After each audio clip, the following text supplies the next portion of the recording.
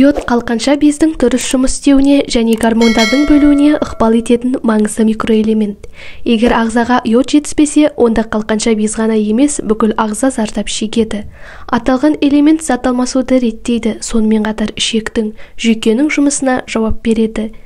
Йод жүкті аналар мен жас балаларға өте қажет. Егер жүкті кезде ананың ағзасы йод тапшылығын сезінсе, онда бала миының дамуы кешеулейді, әрі ақыл-ой кемшін туылуы мүмкін. Йод тапшылығын қалай білеміз? Оны бірден байқау қиын, өйткені элементтің аздығы жайлап көрініс береді. Десе де мына белгілер арқылы байқауға болады. Үнемі ыстықтап жүру және терлеу. Бұл йод тапшылығының алғашқы белгілері. Бас ауырып айналады және бұлшық ет ауырады.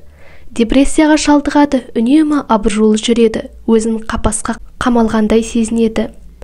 Диеталық тағамдар тұтынса да семіздікке жол береді. Ас қорыту жүйесінің жұмысы нашарлап, гормондық баланс бұзылады.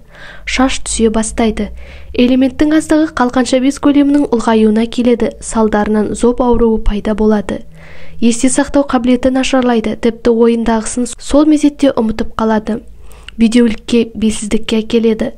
Климакс ерте басталады, зат алмасу қиындайды. Ал әйелдерде етеккір келуі өзгеріп, үнемі шаршауды сезінеді. Өкінішке орай, артық салмақ иелері арықтау үшін тексеруден өтудің орнына диетаға отырады.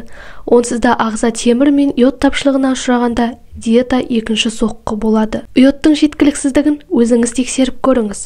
Ол үшін ұйқыға жатпас бұрын білегіңізге жұқа әрі қалың 2 сызық йод жағыңыз.